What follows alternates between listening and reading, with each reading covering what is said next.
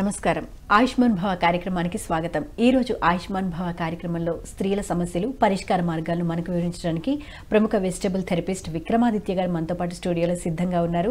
వారిని అడిగి మరిన్ని విషయాలు తెలుసుకుందాం. అదేవిధంగా విక్రమాదిత్య గారితో మీరు మాట్లాడాలి అనుకుంటే స్క్రీన్ మీద స్క్రోల్ అవుతున్న వారికి కాల్ చేసి మాట్లాడగలరు. విక్రమాదిత్య గారు నమస్కారం అండి. ఆయుష్మాన్ భవ కార్యక్రమానికి స్వాగతం అండి. సో ఈరోజు మన టాపిక్ వచ్చి స్త్రీల సమస్యలు, పరిష్కార మార్గాలు. మెయిన్గా చూసుకుంటే చాలా ఉన్నాయి స్త్రీల సమస్యలు. అందులో కొన్ని చర్చించుకుందాము.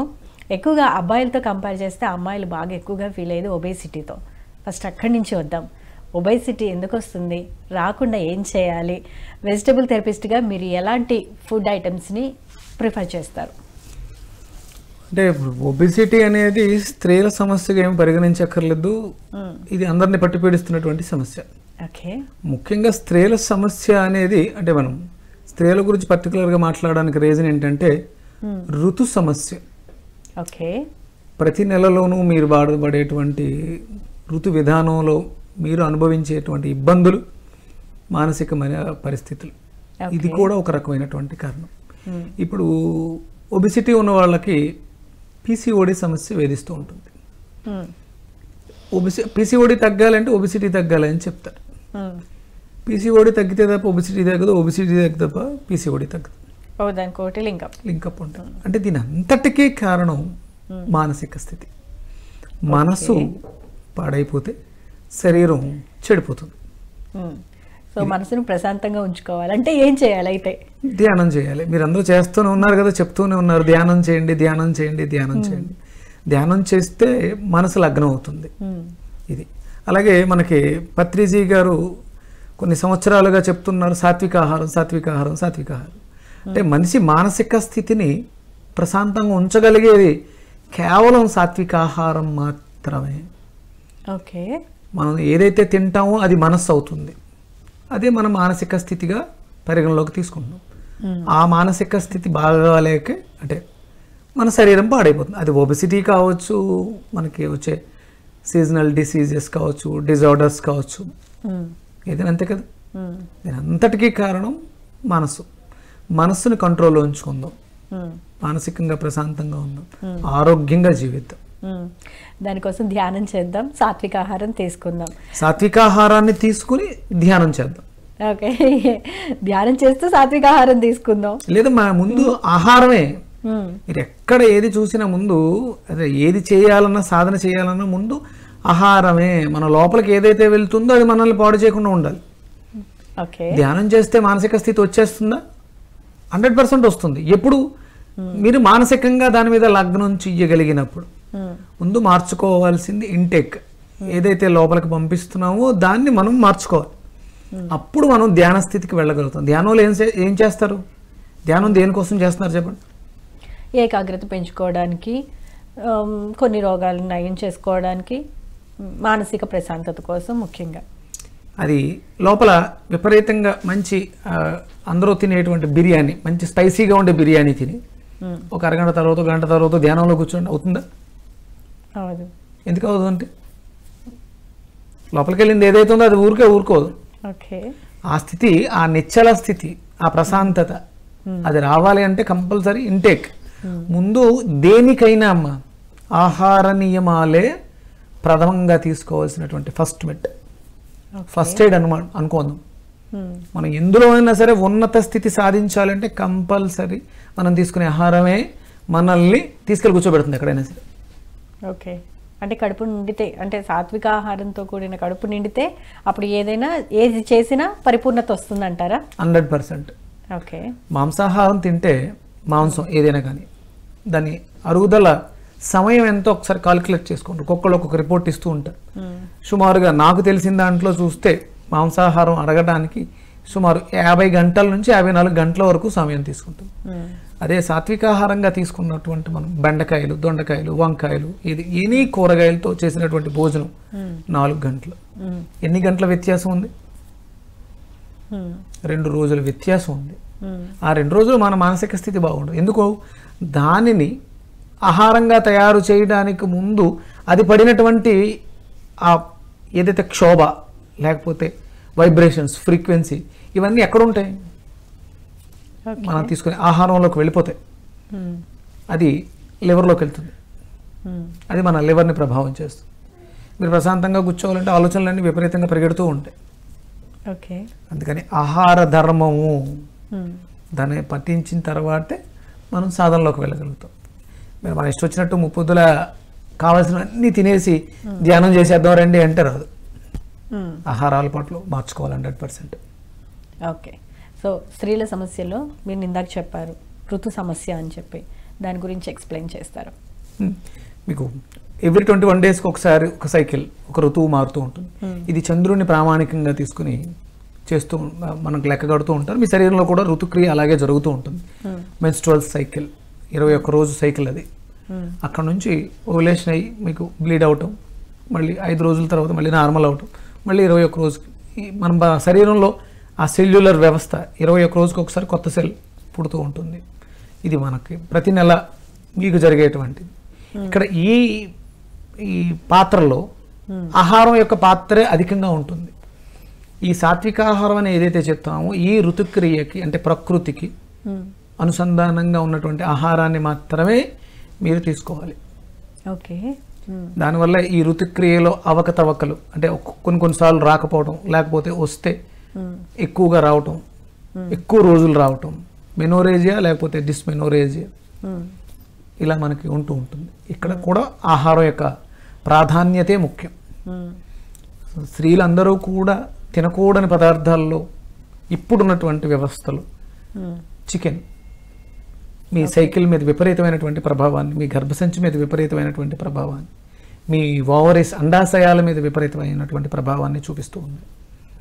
దాన్ని చాలా శ్రద్ధగా జాగ్రత్తగా మీరు మీ శరీరాన్ని మీరు అర్థం చేసుకోగలిగితే, అంటే ఒక విక్రమాదిత్య లేకపోతే డాక్టర్ మధు ఇంకొక వేరే వాళ్ళు ఎవరో చెప్పడం కన్నా మీ మీద మీకు అవగాహన ఎక్కువ ఉంటే మీ శరీరం మీకు చెప్పే ఆ సిమ్టమ్స్ని గుర్తించగలిగితే ఎలాంటి సమస్యలు, ఎలాంటి అనారోగ్య సమస్యలు మిమ్మల్ని ధరిచారో, ఓకే, అంటే దాని ప్రభావం మీ మనసు మీద కూడా ఉంటుంది. ఆ ప్రభావం పిల్లల మీద, భర్త మీద, అత్తమామల మీద, అమ్మ నాన్నల మీద కూడా చూపించేస్తూ ఉంటారు. మీ లోపల ఉన్నటువంటి ఇబ్బందిని గమనించలేక చిరాకు, కోపము, ద్వేషము ఇవన్నీ వస్తూ ఉంటాయి. వీటన్నిటి వల్ల అది ప్రభావం అవుతుంది, దాని ప్రభావం వల్ల ఇవన్నీ కూడా వస్తాయి. అందుకని మనసుని కంట్రోల్లో పెట్టుకోవడానికి మనం తీసుకునే ఆహారమే దానికి ప్రధానం. ఓకే. సో పర్టికులర్గా ఆ 5 days ఎటువంటి ఫుడ్ తీసుకోవాలి, మిగతా 20 days ఎటువంటి ఫుడ్ తీసుకోవాలి? అంటే ఆ 5 days మీరు కన్సిడర్ చేసుకోవద్దు. కేవలం 5 రోజులు జాగ్రత్తగా ఉంటే సరిపోదు.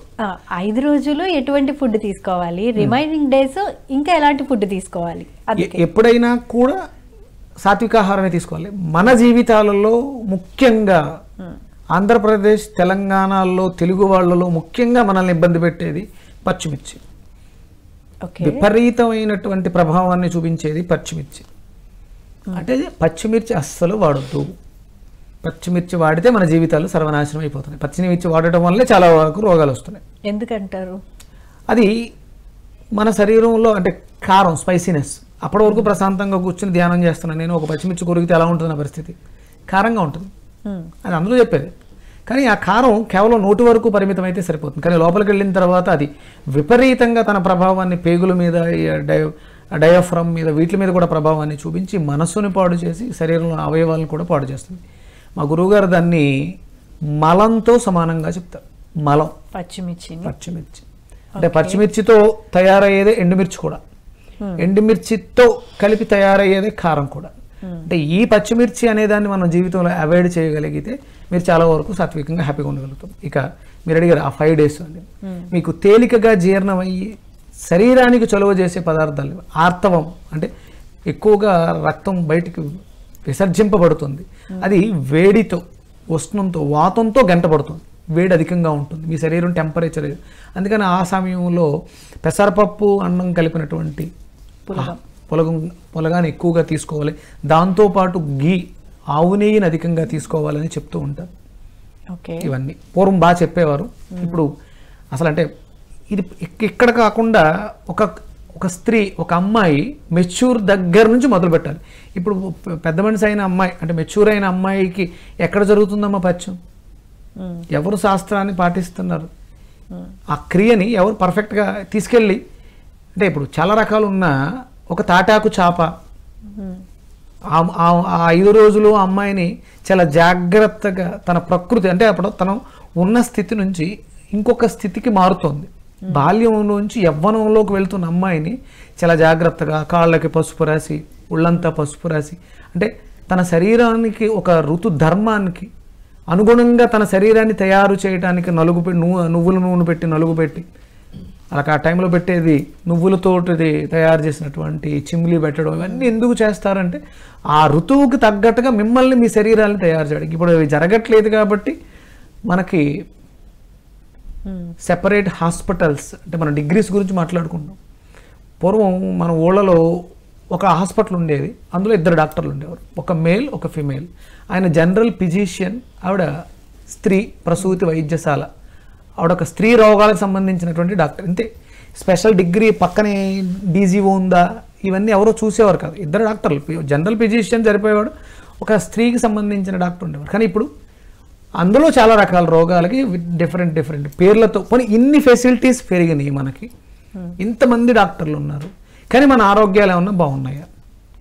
హాస్పిటల్లో ఉండకూడదు కదా జనం. ఇన్ని ఫెసిలిటీస్ ఉన్నప్పుడు, ఇంత బాగా అవేర్నెస్ వచ్చినప్పుడు, ఇన్ని హాస్పిటల్స్ వచ్చినప్పుడు ఇవన్నీ పెరుగుతూ ఉన్నాయి. మనం కూడా వాటి చుట్టూ ఎక్కువ హాస్పిటల్ చుట్టూ తిరుగుతూనే ఉన్నాం. ఓకే, ఎక్కడ లోపం జరుగుతుంది? మన ఇంట్లో జరుగుతున్న లోపాన్ని సరిదిద్దుకోవడానికి హాస్పిటల్లో వెళ్ళి ప్రయత్నం చేస్తున్నాం. అంతే కదా? అంతే సార్. మన ఇంట్లో పొరపాటు చేసి అది వెళ్ళి హాస్పిటల్లో వేరే చోట వెతుకుతున్నాం, అక్కడ లేదు. దేనికి అక్కడ లేదు పరిష్కారం, మన ఇంట్లోనే ఉంది. మన వంటిల్లే వైద్యశాల, ఆహారమే ఔషధం. మకారమైనటువంటి 2 పదార్థాలు మన జీవితాన్ని నాశనం చేస్తున్నాయి, మాంసము, మందులు. ఓకే ఓకే, వాటి మీదే అవే వాటిలోనే ఏదో ఉంది. మీకు బాగా ప్రోటీన్ కావాలి, తినేయండి 1 కేజీ మాంసం. మరి తిన్న వాళ్ళందరూ అంటే రోగాలు లేవు ఎవరికి? ప్రోటీన్ ప్రోటీన్ ప్రోటీన్ ప్రోటీన్ తినేస్తున్నారు. ఎక్కడ మరి తినని వాళ్ళకి ఎటువంటి రోగాలు ఉండవంటారా? ఒకటి, నేను ప్రోటీన్ గురించి మాట్లాడుతున్నాను, మాంసం గురించి మాట్లాడుతున్నాను, తినని వాళ్ళ గురించి మాట్లాడదాం. తినని వాళ్ళు చేసే పొరపాట్ల వల్ల తినని వాళ్ళు ఇబ్బంది పడుతున్నారు. ఇప్పుడు ఇదే ప్రోటీన్ గురించి మాట్లాడదాం అమ్మా. ఇక్కడ మాంసం గురించి మాట్లాడాము, మాంసపు కృతులు కదా ప్రోటీన్ అంటే. ఇక్కడ మనం చేసేది పెద్ద పొరపాటు ఏంటంటే కందిపప్పు, వీటితో ఇబ్బంది పడుతున్నాం, వాటితో చేసేస్తున్నాం. విపరీతంగా పప్పు తినేస్తే కూడా ప్రాబ్లం వస్తుంది. విపరీతంగా మాంసం ఎంత తింటే తప్పో, విపరీతంగా మాంసకృతులు ఉన్నటువంటి పదార్థాన్ని తినేయడం కూడా అంతే తప్పు. మీ శరీరంలో ప్రోటీన్ అబ్జార్బేషన్ లేకపోతే ఈ పదార్థం మన శరీరాన్ని నాశనం చేస్తుంది. ఎంత కావాలో అంత తింటే దానికి సరిపడా మీకు పప్పుచారు మంచిది. ఎందుకు? పప్పుచారులో పప్పుతో పాటు ఇంకేమైనా ఉన్నాయి, వంకాయలు వేస్తారు, బెండకాయలు వేస్తారు, మునక్కాయలు వేస్తారు, ఇవన్నీ వేస్తారు. దీనివల్ల ప్రోటీన్ అబ్జార్బేషన్ కావాల్సినటువంటి పదార్థాలు ఈ కాయగూరల్లో ఉన్నాయి. పప్పు ఒక్కటే కాదు, పప్పుతో పాటు ఇంకా చాలా ఉన్నాయి. మీకు ఇంకొకటి తీసుకుందాం, ముద్దపప్పుని తీసుకుందాం. ముద్దపప్పు పచ్చిపులుసు, ముద్దపప్పు ఆవు నెయ్యి, ఆవకాయ పచ్చడి, అదొక్కటే కాదు, దాంతోపాటు ఇవన్నీ ఉన్నాయి కాబట్టి అవి మనకి చేటు చెయ్యవు. కానీ ఒక ముద్దపప్పును లేకపోతే ఉత్తిపప్పును ఎక్కువగా తీసుకుంటే అది కూడా ఇబ్బందే. ప్రోటీన్ అది. ఆవకాయ అంటే ఆవకాయలో కూడా మరి కారం, స్పైసెస్ అవన్నీ ఎక్కువే ఉంటాయి కదండి. మరి అలా అనుకుంటే అది తింటే మరి మంచిదే అంటారా? మంచిదేనమ్మా. ఇది ఇప్పటిది కాదు, మనకి పూర్వీకుల దగ్గర నుంచి వచ్చింది. వాళ్ళు ఏది తప్పు చేయరు, మనం తప్పు చేస్తాం తప్ప. కొన్ని సంవత్సరాల క్రితం, అంటే ఇప్పుడు గురించి నాకు పెద్దగా తెలియదు, కానీ కొన్ని సంవత్సరాల క్రితం మన భారతదేశంలో పచ్చిమిర్చి ఉండేది కాదు, వర్రాకు అని ఉండేదంట. ఓకే, వర్రాకు. వర్ర అంటే రుచి, అది దానికి మనం పెట్టిన పేరు కారం. కానీ అది కారం కాదు, ఎర్రగా ఉండే కారం కాదు. ఎర్రగా ఉండేటువంటి ఒక ఆకుని దాన్ని నలిపి పొడి చేస్తే అది ఎర్రగా మనకి కారంలా ఉపయోగపడేది, దాంతో పట్టారు. ఆవకాయ అంటే కేవలం మీరు ఆ ఒక్కటే మనం పక్కన పెట్టాల్సింది. ఎండుమిర్చితో తయారు చేసినటువంటి కారాన్ని పక్కన పెడితే అందులో వాడినవన్నీ చాలా మంచివి. మెంతులు, ఆవాలు, అది ఆవకాయ నిలవ ఉండడానికి కావాల్సినటువంటి ఉప్పు, ఇవి ప్రధానమైన పదార్థాలు. ఇప్పుడు తర్వాత మరి ఎప్పుడు మన జీవితాల్లో ఎంటర్ అయిందో పెద్దగా నాకు తెలియదు, కానీ ఈ కారం అనేది ఎంటర్ అయ్యి భారతదేశం యొక్క జీవిత చరిత్రను మార్చేసింది. వర్రాకుని మళ్ళీ అంటే చాలామంది దాని మీద చేస్తున్నారు ప్రయోగాలు, అంటే దాన్ని ఇంకా పెంచడానికి ప్రయత్నాలు అయితే జరుగుతున్నాయి. మన జీవితాల్లో ఉండేవి మీరు ఆయుర్వేద గ్రంథాలు, పాత గ్రంథాల్లో చూస్తే ఎక్కడా కూడా పచ్చిమిర్చి, ఎండుమిర్చి, కారం గురించి ఎక్కడ ప్రస్తావన ఉండదు. మిరియాలు, తోక మిరియాలు, అల్లం, వీటి గురించే ఉంటుంది. శొంఠి, ఇవన్నీ మనకి ఆ కారం అంటే క్షార పదార్థం. అది కారం కాదు, క్షార పదార్థం. క్షార పదార్థంతో నిలవ ఉంచిన పదార్థాన్ని, ఆవపిండితో నిలవ ఉంచిన పదార్థాన్ని ఆవకాయ, ఆవ పిండితో ఉన్నటువంటి మామిడికాయ పచ్చడిని ఆవకాయ అన్నారు. ఎర్రటి కారంతో కాదు. సాధారణంగా మనం పసుపు ఎక్కువ వాడాలి. పసుపు anti bacterial, anti viral, anti fungal, anti క్యాన్సరిక్ పదార్థం కూడా పసుపే. కానీ ఇప్పుడు మనం పసుపు ఏ స్థితికి వచ్చామంటే చిటికెడు ఎక్కువ వేస్తే చాలా ప్రమాదం అనే స్థితికి వచ్చాం. అంటే పూర్వం ఉండే దాంట్లో చూసుకుంటే ఇప్పుడు మనం 1 కేజీ ఆవకాయ పచ్చడికి ఒక 200 గ్రాములు కారం, 100 గ్రాములు పసుపు, 200 గ్రాముల ఆవపిండి, 100 గ్రాములు మెంతులు ఇలా వాడుతున్నాం. అంటే కేజీ నూనె, అదే మనకు అక్కడ నువ్వుల నూనె, ఇవి ప్రధానమైనటువంటి ద్రవ్యాలు. నువ్వుల నూనెలో నానినటువంటి మెంతులు కానీ, ఆవపిండి కానీ, ఆవకాయ ముక్క కానీ, ఇవన్నీ కూడా ఔషధ గుణాలని పెంచుకుంటాయి. ఓకే, అందుకని అంటే అప్పుడు ఆవకాయ అని మాట్లాడడం గురించి దాన్ని మనం తీసేయాల్సిన దాన్ని కారం తీసేసి మిరియాల పొడి వేస్తే ఏమవుతుంది? ఏమవుదే? రంగు ఉండకపోవచ్చు, ఎర్రగా ఉండదు ఆవకాయ అనేది. ఆవకాయ అనేది ఎర్రగా ఉంటుంది అని మనం మన జీవితంలో ప్రవేశించిన తర్వాత అర్థం చేసుకున్నాం తప్ప, మనకు తొక్కుడు పచ్చడి నల్లగా ఉంటుంది. తొక్కు, ఉసిరి తొక్కు నల్లగానే ఉంటుంది, అవేమి ఎర్రగా ఉండవు. కేవలం ఒక ఆవకాయ, తొక్కుడు పచ్చడి మాత్రమే ఎర్రగా ఉంటాయి. మిగతావన్నీ కూడా మనకు నల్లగానే ఉంటాయి. అంటే ఇవి మనవి కాదు, మీరు అర్థం చేసుకోవాల్సింది. కేవలం ఆవకాయ అంటే మనకు ఆరోగ్యాన్ని ఇచ్చేది. పూర్వం విపరీతంగా తినేవాళ్ళు, అంటే ఇళ్లలో ఏం ఉండేది కాదు. ఎందుకు అంటే వర్షాకాలంలో బయట నుంచి పదార్థాలు తీసుకుని వంట చేసుకోలేని స్థితిలో ఇది ఉపయోగపడుతుందని నిలవ పెట్టుకుని పక్కన పెట్టుకునేవారు. ఇవి మనకు ఆరోగ్యాన్ని ఇస్తాయి. కాబట్టి మనం ఈ కారం, పచ్చిమిర్చి, ఎండుమిర్చి అనే పదార్థాలు వేసుకుని పాడు చేసుకున్నామేమో అని అనిపిస్తుంది. అంటే విజయనగరం జిల్లాలో ఈ వర్రాకు మీద ప్రయత్నాలు చేస్తున్నారు పెంచడానికి. వర్మ గారు ఆ ప్రయత్నాల్లోనూ ఉన్నారని తెలిసింది. ఆయన కూడా చెప్తారు కారం మంది కాదు, వాడొద్దు అని. అందుకని మనం కారం కోసం, కారం అనేది క్షార పదార్థం, అది మనకి రుచినిస్తుంది. వర్ర అనే ఒక రుచిని, అది మన ఆరోగ్యాన్ని బాగు చేస్తుంది. మిరియాలను ఎక్కువ వాడుకోండి. కారం కావాలి, కారంగా ఉండాలి కదా. అల్లం కూడా కారంగానే అనిపిస్తుంది, ఎర్రగా ఉండదు అంతే. పసుపు ఘాటు మనకు కావాల్సింది అదే కదా. ఇప్పుడు చాలా కంట్రీస్ అమ్మా, నేను మాట్లాడా, చాలా మందితో మాట్లాడా. ఒక ఆంధ్రప్రదేశ్, తెలంగాణలో మాత్రమే విపరీతంగా పచ్చిమిర్చి వాడతాం, మనం ఎండుమిర్చిని వాడతాం. మిగతా ఎక్కడ కూడా ఇంత విరివిగా ఉండదు. కొన్ని దేశాలలో అసలు పచ్చిమిర్చే ఉండదు. భారతదేశంలో తప్ప పచ్చిమిర్చి మీకు ఇంకెక్కడ పెద్దగా ఉండదు. వాళ్ళు సీసాల్లో మిరియాల పొడి ఇవన్నీ పక్కన పెట్టుకుంటారు, పైన వేసుకుంటారు. కానీ విపరీతమైనటువంటి కారానికి మనం మాత్రమే బానిసలం అయిపోయాం. రుచికి మన జీవితాన్ని నాశనం చేసుకున్నాం. అయితే విక్రమాదిత్య గారు, ఈ ఋతు సమస్యలకి సంబంధించి కొంతమందికి స్టమక్ పెయిన్ ఎక్కువగా వస్తుంది ఆ టైంలో. సో అది రాకుండా ఉండాలంటే ఏమైనా హోమ్ రెమెడీస్ ఏమైనా చెప్తారా? 100% మీకు స్టార్ట్ అయిన పీరియడ్ స్టార్ట్ అయిన ఫస్ట్ డే ఉదయం, మధ్యాహ్నం, సాయంత్రం 3 పూట్ల 3 రోజులు స్వచ్ఛమైనటువంటి దేశవాళీ ఆవు నెయ్యిని ఒక 2-3 స్పూన్లు నీళ్ళని మరగపెట్టి దాంట్లో కలుపుకొని బాగా తొరిపేస్తే కలిసిపోతుంది. దాన్ని సిప్ తాగేస్తే ఇది వాత సంబంధమైనటువంటి నొప్పి విపరీతంగా వస్తుంది. అంటే ఇర్రెగ్యులర్ పీరియడ్స్లో మీరు చేసినటువంటి, మీరు తీసుకున్న ఆహార తాలూకు విరుద్ధ స్వభావం మీ శరీరాన్ని బాధిస్తుంది. ఆర్తవం బయటకు వెళ్ళటానికి ఇబ్బంది పడుతుంది. కాబట్టి పొత్తి కడుపు దగ్గర విపరీతమైన మెనిపెట్టినటువంటి నొప్పి, ఈ పొత్తి కడుపు దగ్గర నొప్పి వెనక్కి లోయర్ బ్యాక్కి వెళ్ళడం వల్ల, పెల్విక్ మీద పడడం వల్ల బ్యాక్ పెయిన్, విపరీతంగా నడుము లాగేయటం, అలాగే కొంతమందికి కాళ్ళు గుంజేస్తూ ఉంటాయి. ఎందుకంటే గర్భసంచి యుట్రస్ ఏదైతే ఉందో అది 30% ఎనర్జీని లోయర్ పార్ట్స్కి ఇస్తుంది, కాళ్ళకి ఇస్తుంది. అందుకని చాలా జాగ్రత్తగా అది మీకు రీప్రొడక్టివ్ ఆర్గాన్ అంటారు. ఒక అద్భుతమైనటువంటి ప్రకృతి. ఒక పురుషున్నో స్త్రీనో లోపల తయారు చేసే పెద్ద కర్మాగారం. ఒక గుండెని తయారు చేస్తుంది, ఒక ఊపిరితిత్తులను తయారు చేస్తుంది. ఇది ఒక పెద్ద కర్మాగారం. ఇది ప్రకృతిలో భగవంతుడు ఆడవాళ్ళకి ఇచ్చినటువంటి వరం. అందుకని దాన్ని చాలా జాగ్రత్తగా భక్తిభావంతో దాని మీద మనం దృష్టి పెట్టాల్సినటువంటి బాధ్యత ఉంది ప్రతి స్త్రీ మీద. చాలా సింపుల్గా బాగాలేదు, పాలిప్స్ వచ్చినాయి, లేకపోతే ఫైబ్రాయిడ్స్ వచ్చినాయి, ట్యూమర్స్ వచ్చినాయి, తీసేస్తే పోలే. సింపుల్. ఇంత అద్భుతమైనటువంటి వ్యవస్థని కోల్పోతున్నారు శరీరంలో. అంటే మగవాళ్ళకి లేని ఆడవాళ్ళకు ఉన్నదే ఒక్కటే తేడా.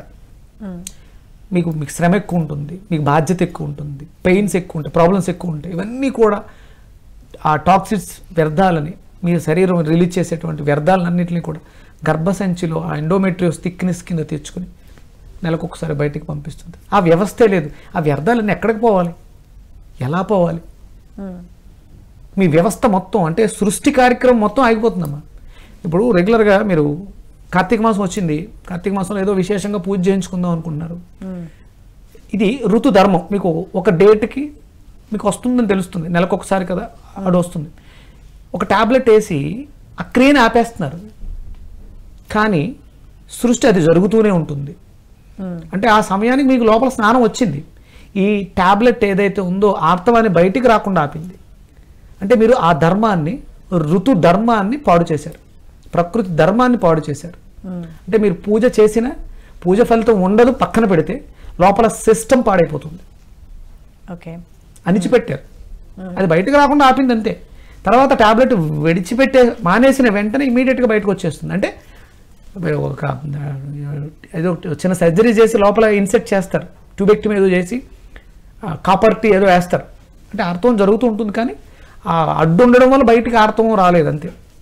బ్లీడ్ బయటికి అవ్వటమే పీరియడ్ స్టార్టింగ్ కదా. ఆ టాబ్లెట్ ఆ ఎలిమినేషన్ ఆపింది అంతే. కానీ అంటే ఋతుక్రియ జరిగిపోయింది. మీరు టాబ్లెట్ వేసుకుని సత్యనారాయణ స్వామి వ్రతంలోనూ లేకపోతే స్వామివారి కళ్యాణంలోనూ కూర్చున్నారు, మీరు స్నానంతో బహిష్టుగా కూర్చున్నారు, టాబ్లెట్తో బ్లీడింగ్ అవ్వకుండా ఆపి. ఓకే, అంటే చాలా కంట్రీస్లో బ్యాన్ చేసినటువంటి ఒక ట్యాబ్లెట్ని వాడి మీ జీవితాన్ని నాశనం చేసుకుంటున్నారు, కేవలం పూజ చేసుకోవాలని తాపత్రయం. భగవంతుడికి ఈ శ్రావణ మాసంలో ఈ శుక్రవారం మీకు పూజ చేసుకునే యోగ్యత లేదంతే. ఆ సమయానికి వచ్చింది అనుకుంటే ఏమైపోదు, ఈ సంవత్సరం కాకపోతే వచ్చే సంవత్సరం చేసుకోవచ్చు, ఈ వారం కాకపోతే వచ్చే వారం చేసుకోవచ్చు. మాత్రలతో వ్యవస్థని పాడు చేసే ప్రయత్నం చేయకండి. గర్భసంచులు పాడైపోతున్నాయి, హాస్పిటల్కి వెళ్ళి నొప్పి వస్తుందండి అని చెప్పేస్తే లోపల ట్యూమర్స్ ఉన్నాయి, గర్భసంచి పాడైపోయింది, తీసేయాలి, వేరే దారి లేదు, ఎమర్జెన్సీ తప్పదు. మనం మన చేతులారా పాడు చేసుకుని హాస్పిటల్కి వెళ్ళి తీసేయించుకుంటాం. ఆ వ్యవస్థ మీకు చూడండి, గర్భసంచి తీసేసినటువంటి స్త్రీలలో లోయర్ వీక్గా ఉంటుంది, కాళ్ళు నొప్పులు, అంటే దానికి సంబంధించిన సమస్యలు. అంటే ఒక 30% ఎనర్జీ లేదు అన్నప్పుడు మీరు ఇంత ఎనర్జెటిక్గా ఉండగలరు, ఉండలేం కదా. దాని మీద దృష్టి పెట్టండి. ముందు మన ఇళ్లలో ఇప్పటి నుంచి, అంటే మెచ్యూర్ అవుతున్న పిల్లల దగ్గర నుంచి మనం ధర్మాన్ని పాటిద్దాం, వాళ్ళకి ఆహార నియమాలు నేర్పిద్దాం. మాంసాహారం ఆరోగ్యాల్ని పాడు చేస్తుంది. మొన్నటి వరకు మాంసం మంచిది, ఇప్పుడు రీసెంట్గా చెప్తున్నారు, WHO వాళ్ళు కూడా చెప్తున్నారు, చికెన్ దానికి వాడే విధానం బాగాలేదు కాబట్టి హార్మోన్స్ ఇంబ్యాలెన్స్ వస్తుంది, హార్మోనల్ ఇంబ్యాలెన్స్ వచ్చి త్వరగా మెచ్యూర్ అయిపోతున్నారు, ఇవన్నీ మాట్లాడుతున్నారు. మొన్నటి వరకు బాగుంది తినండి అని చెప్పిన వాళ్ళు ఇప్పుడు మళ్ళీ బాగాలేదు అంటున్నారు. వాళ్ళు వీళ్ళు చెప్పడం ఏంటి? ఇంతకుముందు మనకి ఇంత మాంసాహారం ఉందా, పిల్లలు ఏడుస్తున్నారనో గోల పెడుతున్నారనో చెప్పి మనం పెట్టేస్తే వాళ్ళ భవిష్యత్తులో మన ఆరోగ్యాన్ని మనమే చేతులారా పాడు చేసుకున్న వాళ్ళం. మన ఆరోగ్యం కాదు, వాళ్ళ ఆరోగ్యాన్ని చేతులారా మనం, భావి భారత పౌరురాలు యొక్క స్త్రీ యొక్క వ్యవస్థని పాడు చేస్తున్నాం తల్లిదండ్రులుగా మనం. మన చేతుల్లో ఉంది. ఓకే, కాలర్ ఉన్నారండి, కాలర్తో మాట్లాడదాం. హలో, నమస్తే అండి, మీ పేరు, ఎక్కడి నుంచి మాట్లాడుతున్నారు? పేరు మంగమ్మ అండి, ఇక్కడ ఊరి దగ్గర, సూర్యాపేట జిల్లా. ఓకే మంగమ్మ గారు, ఏం తెలుసుకోవాలనుకుంటున్నారు? విక్రమాదిత్య గారిని అడగండి, మాట్లాడండి. నమస్తే అండి. అమ్మా సూర్యోస్మి.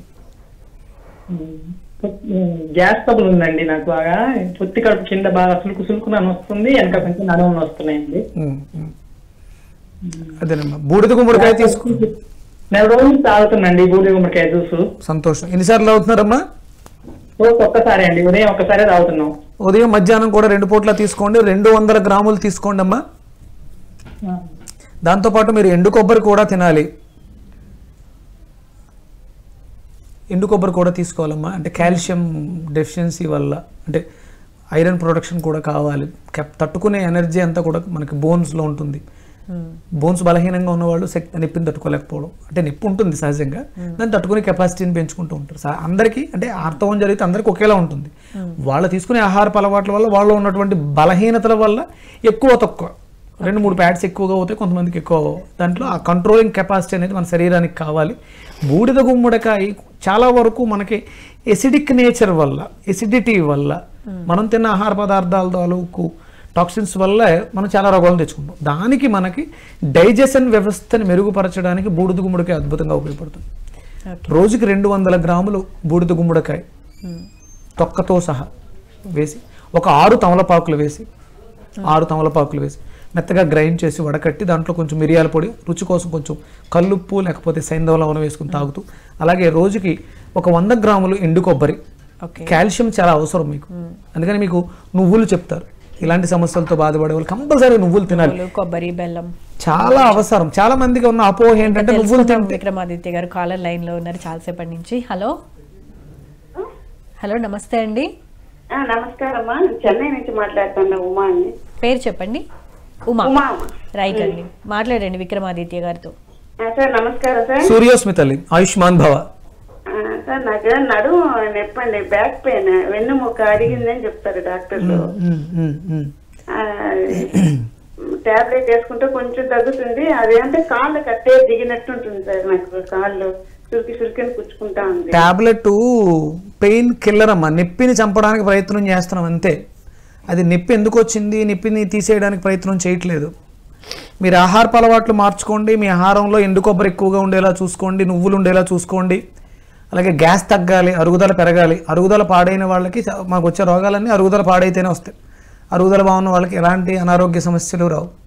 ఆకలిస్తే భోజనం చేయండి, ఆకలి లేకపోతే తినకండి, ఏమీ కాదు. ద్రవ పదార్థాలతో సరిపెట్టుకోండి. ఎండు కొబ్బరి బాగా తీసుకోండి.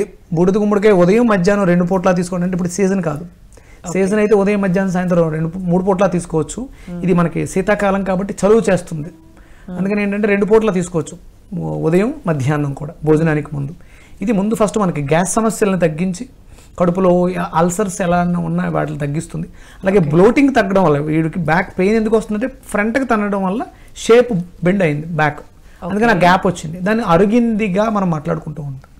మనం ఎప్పుడైతే పొట్టని సరి చేసుకుంటాం, ఆటోమేటిక్గా వెన్నెముక స్ట్రైట్గా వస్తుంది, నొప్పులు తగ్గిపోతాయి, బ్యాక్ పెయిన్ అనేది తగ్గిపోతుంది. విక్రమాదిత్య గారు, మామూలుగా జనరల్గా ఇందాక చెప్పారు, అంటే బాగా నీళ్ళని మరిగించి అందులో ఆవు నెయ్యి వేసుకుని కనుక తీసుకుంటే కనుక ఫస్ట్ డే రోజున 3 రోజులు ఓకే 3 డేస్ కంపల్సరీ ఉదయం మధ్యాహ్నం సాయంత్రం 3 పూట్ల స్వచ్ఛమైనటువంటి ఆవు నెయ్యిని వేడి నీళ్ళలో, మరగబెట్టిన వేడి నీళ్ళలో ఒక 3 స్పూన్లు కలుపుకొని బాగా తొరుపుకొని సిప్ చేసి తాగుతూ ఉంటే తర్వాత వచ్చే సైకిల్స్ అన్నీ కూడా నార్మల్ అవుతాయి. ఎందుకంటే ఆవు నెయ్యి మనం చేసిన పొరపాట్ల తాలూకు సైడ్ ఎఫెక్ట్స్ అన్నింటినీ క్లియర్ చేసేస్తుంది. వాత సంబంధమైన రోగాలకి అద్భుతంగా పనిచేస్తుంది. ఇందులో ముఖ్యంగా ఈ మీకు వచ్చినటువంటి ఋతుక్రియలో వచ్చినటువంటి అవకతవకలను సరిచేస్తుంది. దాంతోపాటు మీరు తేలికగా జీర్ణమయ్యే ఆహారాన్ని తీసుకోవాలి ఆ 3 రోజులు. తర్వాత నుంచి కూడా అంటే ఆ 3 రోజులు జాగ్రత్తగా ఉండడం కాదు, మీరు మీ మీద బాధ్యతలు అధికంగా ఉంటాయి కాబట్టి మీరు ఎప్పుడూ కూడా సాత్విక ఆహారాన్ని అధికంగా మీకు శ్రమ ఎక్కువ ఉంటుంది, మీకు ఓపిక ఎక్కువ కావాలి. మీరు ఆడవాళ్ళందరూ కూడా నువ్వులు అధికంగా తీసుకోవాలి, నువ్వులు బాగా తీసుకోవాలి, అధికంగా కాదు, నువ్వులు బాగా తీసుకోవాలి. పప్పాయ తీసుకోవాలి, పైనాపిల్ తీసుకోవాలి. అలాగే ఎవరైతే ఈ సమస్యలతో బాధపడుతున్నారో వాళ్ళు గోరుచిక్కుళ్ళు, నిమ్మకాయ, దొండకాయలు రెగ్యులర్గా జ్యూస్గా తీసుకుంటూ ఉంటే ఈ సమస్యలతో బాధపడే వాళ్ళకి, అంటే పీరియడ్స్లో హెవీ బ్లీడింగ్ అవుతుంది, హెవీ ఫ్లో ఉంటుంది, క్లాట్స్ పడుతున్నాయి, ఫైబ్రాయిడ్స్ ఇబ్బంది పడుతున్నాం అనుకునే వాళ్ళు ఇది బాగా తీసుకోవాలి. అలాగే పీసీఓడి సమస్య మిమ్మల్ని బాగా వేధిస్తూ ఉంటుంది, అండాశయాల్లో గాలితిత్తులు, బెండకాయల్ని చిన్న చిన్న ముక్కల కింద కట్ చేసి 1 లీటర్ నీటిలో నైట్ నానబెట్టి ఉదయం లేచిన వెంటనే ఆ లీటర్ నీటిని సిప్ చేస్తూ తాగేయాలి నెమ్మదిగా, నిదానంగా. ఓకే, అంటే మీరు బెండకాయలు ఎక్కువ, లేడీస్ ఫింగర్ అది మీకోసం ఎక్కువ చెప్పబడింది. పీసీఓడికి అద్భుతమైనటువంటి పరిష్కారం. మీరు చిన్న చిన్న ముక్కల కింద కట్ చేసి దాని మీద కొంచెం మిరియాల పొడి, ఉప్పు వేసుకుని, కొంచెం లెమన్ పిండుకుని డేలో మీరు ఒక చిన్న బౌల్ పెట్టుకుని ఉదయం మధ్యాహ్నం సాయంత్రం 3 పూట్ల కూడా తినొచ్చు. అలాగే ఎండు కొబ్బరి బాగా తినాలి. ఎండు కొబ్బరి, బెల్లము, దాంట్లో కొంచెం ఇదేంటారు డేట్స్, ఖర్జూరం బాగా తినాలి. అలాగే నానపెట్టినటువంటి గోధుమలు, 24 గంటలు నానినటువంటి గోధుమలు రోజు ఒక కప్పు. అంటే ఈ సమస్యలతో బాధపడేవారు. లేదు మీకు ఇలాంటి సమస్యలు రాకూడదు అనుకున్నప్పుడు మీ రెగ్యులర్ డైట్లో మీకు సమయం దొరికినప్పుడల్లా వీటిని అధికంగా తీసుకోవడం ద్వారా మీకు వచ్చే ఆ సమస్యల నుంచి బయటపడగలుగుతారు. హిస్టరెక్టమీ అనే మాట ఈ మధ్యకాలంలో బాగా ఎక్కువైపోయింది. అవి లేకుండా పోతాయి. గర్భసంచి దయచేసి దాన్ని కాపాడుకోండి. అది దాని విలువ మీకు తెలియట్లేదు, దాని అవసరం చాలా ఉంది. మీ శరీరంలో వ్యర్థాలని విసర్జించడానికి అద్భుతంగా భగవంతుడు ఇచ్చినటువంటి వరం. 28 రోజులకు ఒకసారి మీ శరీరంలో ఉన్న వ్యర్థాలన్నింటినీ బయటికి గెంటేస్తుంది ఫిల్టర్. మీ మానసిక భావోద్వేగాలు, శరీరంలో హెచ్చుతగులు ఉన్నటువంటి హార్మోన్స్, ఇవన్నీ ఆ చెత్త అంతా కూడా బయటికి వెళ్ళిపోవడానికి ఒకే ఒక్క మార్గం గర్భసంచి, యూట్రస్. దాన్ని కాపాడుకోండి. దాని అవసరం చాలా ఉంది. అది అన్నెసరీగా తీసి పాడేసేది కాదు. అంటే ప్రమాదం వచ్చిన తర్వాత తీసేయలేదు ఎలాగో, కానీ దాన్ని కాపాడుకోకుండా మనం చేస్తున్న పొరపాట్లు. పిల్లలు ఏడుస్తున్నారనో గొడవ పెడుతున్నారనో చికెన్లు మటన్లు విరివిగా పెట్టేయకండి. పూర్వం అంటే మాంసాహారం ఉండేది, తక్కువగా ఉండేది. నెలకొకసారి, 2 నెలలకు ఒకసారి, 3 నెలలకు ఒకసారి. ఇప్పుడు వారానికి 2-3 సార్లు. చాలా గొప్పగా మనకి టాపిక్ వచ్చింది కాబట్టి మనం డిస్కస్ చేసుకుందాము. అప్పుడే మెచ్యూర్ అయిన పిల్లల విషయంలో ఎటువంటి జాగ్రత్తలు తీసుకోవాలి ఎస్పెషల్లీ తెలుసుకుందాం కాలర్తో మాట్లాడిన తర్వాత అండి. హలో, నమస్తే మేడం. నమస్తే అండి. మీ పేరు ఎక్కడి నుంచి మాట్లాడుతున్నారు? నా పేరు రాధిక మేడం, ఖమ్మం నుంచి మాట్లాడుతున్నాను. ఓకే రాధిక గారు, ప్రాబ్లం ఏంటో విక్రమాదిత్య గారికి చెప్పండి. నమస్తే సార్. సూర్యోస్మి తల్లి, ఆయుష్మాన్ భవ. సార్ బాగా వేడి ఎక్కువ అవుతుంది సార్ మోషన్ వెళ్తే. మా పాపకు కూడా సేమ్ ప్రాబ్లం సార్. మేము వెజిటేరియన్ ప్యూర్ కనుక్కున్నామండి సార్. మోషన్కి వెళ్తే వేడి ఎక్కువ అవడం కాదమ్మా, వేడి ఎక్కువ అవడం వల్ల మోషన్కి వెళ్ళేటప్పుడు ఇబ్బంది అవుతుంది. మీరు సరిపడా నీళ్లు తీసుకోవట్లేదు, దాహం వేసినప్పుడు నీళ్లు తీసుకోవట్లేదు. అంటే చాలామంది చెప్పేస్తారు ఉదయం లేచిన వెంటనే 2 లీటర్లు, తర్వాత సాయంత్రం వరకు 2 లీటర్లు, 4 లీటర్లు అలా తాగకూడదు. మీ శరీర ధర్మాన్ని గమనించండి. మీరు చేస్తున్న పనికి తగ్గట్టుగా మీకు దాహం వేస్తూ ఉంటుంది. దాహం వేస్తేనే మంచినీళ్ళు తాగాలి. కానీ సూర్యోదయానికి పూర్వం ఉషోదయ సమయంలో ఉషఃపానం అని ఉంటుంది, దానికి లిమిట్ తక్కువ ఉంటుంది. అంటే ఎంతైనా తాగొచ్చు, ఎంత అవసరమో అంత తాగొచ్చు. మనకు అనారోగ్య సమస్యలు ఉన్నాయి కాబట్టి క్లెన్జర్ కాబట్టి ఒక చెంబు అంటే మన జీవితాల్లో మనం కొత్త విధానాలు బాటిల్స్ డబ్బాలు పెట్టుకుంటాం.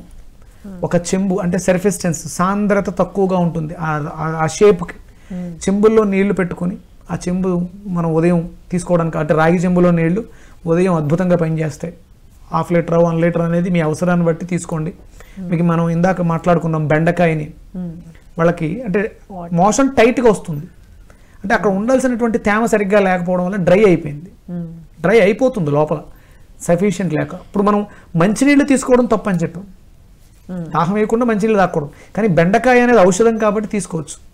అంటే నీళ్ళలో నానబెట్టినటువంటి బెండకాయ నీళ్ళని, జిగురుగా ఉండే నీళ్ళని తీసుకుంటే, ఇప్పుడు ఆ మలం చుట్టూ వాక్యూమ్ ఉంది, మంచి గమ్ము లాంటి పదార్థం ఉంది, అప్పుడు స్మూత్గా ట్రావెల్ అవుతుంది. వీళ్ళకి వేడి చేసింది అంటే మోషన్కి వెళ్ళినప్పుడు వేడి చేస్తుంది అంటున్నారు, వేడిగా అనిపిస్తుంది అంటే వేడిగా అది లోపల డిహైడ్రేట్ అయిపోయి ఉంది. అందుకని ఆ ట్రావెలింగ్ అంతా కూడా భారంగా ఉంటుంది.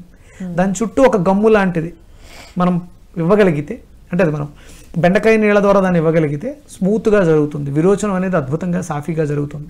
అంటే వాళ్ళకి డెఫిషియన్సీ ఉంది, అలా అని వాళ్ళు కూడా నీళ్ళు ఎక్కువ తాగట్లేదు. వెజిటేరియన్స్ అయినా మనం తీసుకోవాల్సినటువంటి ఆహారం తీసుకోకుండా, ఇప్పుడు వెజిటేరియన్ మంచిదే అలా అని చెప్పేనే బీరకాయ వేపుడు, బెండకాయ వేపుడు, ఇలా వేపులు ఎక్కువ తినేస్తే అది కూడా ప్రమాదమే. ఇంకొకటి మన జీవితాల్లో మనకున్నటువంటి దౌర్భాగ్యం ఏంటంటే ఆయిల్స్, మంచి ఆయిల్స్ లేవు. LDL HDL ఉన్నటువంటి ఆయిల్స్, మంచి నూనె లేదు మన జీవితాల్లో. ఆయిల్ ఉంది, కొలెస్ట్రాల్ పెంచే ఆయిల్స్ ఉన్నాయి, మంచి నూనె లేదు మన దగ్గర. అందుకని మీరు నూనెని మార్చుకోవటం, వేరుశనగ నూనె, నువ్వుల నూనె. ఇప్పుడు మనకి ఇదంతా చలికాలం, ఈ శీతాకాలం అంతా కూడా మనం శరీరంలో ఉష్ణాన్ని పెంచేటువంటి నూనె, నువ్వుల నూనె వాడతాం. మనం తర్వాత సీజన్ మారినంటే వేరుశనగ నూనెకి మారుతాం. అంటే ఇవి రెండే, ఇక రకరకాలు ఏమీ లేవు. మనం చాలా రకాలు మారుస్తుంటాం. చాలామంది చెప్పారు నూనెలు మార్చమని అని చెప్పేసి అని, ఒకరోజు సన్ఫ్లవర్, ఒకరోజు ఇంకొక కంపెనీ, ఇంకొక రోజు ఇలా మారుస్తున్నాం. మార్చాల్సింది రెండే, సీజన్ ప్రకారం నువ్వుల నూనె లేకపోతే వేరుశనగ నూనె, ఇవి రెండే ఉంటాయి. అందులో అవి కూడా మీకు అవసరం. ఆ నూనెను కూడా మంచి నూనెని తీసుకోవటం, అలాగే ఆహారంలో ఫైబర్, ఆ తేమ కలిగినటువంటి పదార్థాలు ఎక్కువగా తీసుకోవడం. అంటే వేపుళ్ళు కాకుండా సెమీ బాయిల్డ్ మనం తీసుకోగలిగితే ఆ సమస్య నుంచి బయటపడగలుగుతారు. అలాగే వాళ్ళకి ఎలాగ వేడి ఎక్కువ చేస్తుంది కాబట్టి బూడిద గుమ్మడికాయ అద్భుతంగా పనిచేస్తుంది. ఉదయం మధ్యాహ్నం 2 పూట్ల బూడిద గుమ్మడికాయ తీసుకోవాలి. ఇప్పుడు అక్కడ నడువు నొప్పితో బాధపడిన వాళ్ళు కూడా బూడిద గుమ్మడికాయ అధికంగా తీసుకోవాలి. మనకు ఫస్ట్ కాలర్ మాట్లాడారు, పొత్తి కడుపులో క్రాంప్స్ వస్తున్నాయి, మజిల్ తొందర క్రాంప్స్కి కారణం. అంటే ఏదైనా తొందరగా జరిగిపోవాలి అనే మానసిక స్థితి ఉన్న వాళ్ళకి మజిల్ స్క్రీజ్ అయిపోయి పట్టేసుకుని పెయిన్ వస్తుంది. అందుకని అనుకున్నాం ఏదో కావాలి అని, ఆ సమయానికి అది వస్తుంది, మన ప్రయత్నం చేసి వదిలేయాలి. ఇంకా రాలేదు ఇంకా రాలేదు ఇంకా రాలేదు అనే యాంగ్జైటీ మజిల్ని స్క్రీజ్ చేసేసి ఇలా ఎంతసేపు ఇలా పట్టుకున్నా ఎంతసేపు ఉండగలను, ఇది స్క్రీజ్ అయింది, ఎక్కడో చోట నొప్పి వస్తుంది. తొందర అనే మానసిక భావోద్వేగం నొప్పికి కారణం. మనం తొందరని విడిచిపెట్టేస్తే, అంటే తొందరగా జరగాలి, నేను ఇవాళ అనుకున్నాను ఇవాళ అయిపోవాలి అనే స్థితిని వదిలేస్తే అన్ని నొప్పులు పోతాయి. నొప్పులకి ప్రధానమైనటువంటి కారణం తొందరపడటం. ఆ తొందరలు అంటే కోరికలు అధికమైనప్పుడు, కోరిక నెరవేరినప్పుడు మనసుకు బాధ కలుగుతుంది, మనసుకు బాధ కలిగినప్పుడు శరీరం పాడైపోతుంది. అందుకని భావోద్వేగాలు మన ఆధీనంలో ఉండాలి. మన ప్రయత్నం చేసాం, వస్తుంది, ఎక్కడికో వెళ్ళాలి, వెళ్తాం, రాసిపెట్టుంటే ఇది తప్పదు కదా. అంటే మీరు అనొచ్చు ఈ నొప్పి రాసిపెట్టుందా అని, అది మనం కొని తెచ్చుకుంది. రాసిపెట్టి ఉన్నవన్నీ జరుగుతాయి, కోరికలన్నీ నెరవేరుతాయమ్మా, ఆశలన్నీ అడియాసలు అవుతాయి. అన్ని కోరికలు మీరు ఏది కోరుకుంటే అది కోరిక అయితే నెరవేరిపోతుంది, ఎందుకంటే అది మీ చేతిలో ఉంటుంది, అది మీదే కాబట్టి. ఆశ అంటే మీది, నేను ఆశించడం, వేరే వాళ్ళది ఆశపడటం అంటే వేరే వాళ్ళది, అది నాది కాదు. ఆశలన్నీ అడియాసలు అవుతాయి, అవి అవ్వవు. అందుకని జాగ్రత్తగా మానసిక భావోద్వేగాల్ని మనం అదుపులో ఉంచుకోగలిగితే జీవితం చాలా ఆనందంగా ఉంటుంది. అంటే మీరు పీరియడ్స్లో పెయిన్ వస్తుంది అంటే మీకు ఎక్కడో, అంటే కొంచెం నొప్పి వస్తుంది అంటే కొంచెం ఆశ ఉంది, కొంచెం తొందర ఉంది. ఆ ఆశల్ని తొందరని తగ్గించుకోండి, ఏదైనా నిదానంగా వాళ్ళు మనం చాలా మంచి టాపిక్ని అంటే మీరు చూస్ చేసుకున్నారు, స్త్రీల సమస్యలు. అందులో ముఖ్యంగా చూసుకుంటే చిన్నపిల్లల దగ్గర నుంచి చూసుకుంటే కనుక వాళ్ళ రజస్వలు అయిన దగ్గర నుంచి కేర్ఫుల్గా ఉండే లెక్కైతే కనుక వాళ్ళకి ఫ్యూచర్లో ప్రాబ్లం అనేది రాకుండా ఉంటుంది. అయితే ఆ టైంలో ఎటువంటి కేర్ఫుల్గా ఉండాలి అనే విషయాలు మనం డిస్కస్ చేసుకోవాలనుకున్నాం, కానీ టైం సరిపోలేదు. కాబట్టి రెండో ఎపిసోడ్లో మనం డిస్కస్ చేసుకుందాం sir. Thank you so much, చాలా వాల్యుబుల్ ఇష్యూస్ మాతో డిస్కస్ చేసుకున్నందుకు thank you so much sir. సూర్యోస్మి అమ్మ. చూశారు కదండి, ఇది ఇవాళ ఆయుష్మాన్ భవ కార్యక్రమ విశేషాలు. రేపటి ఎపిసోడ్లో మళ్ళీ కలుసుకుందాం. అంతవరకు చూస్తూనే ఉండండి PMC. నమస్కారం.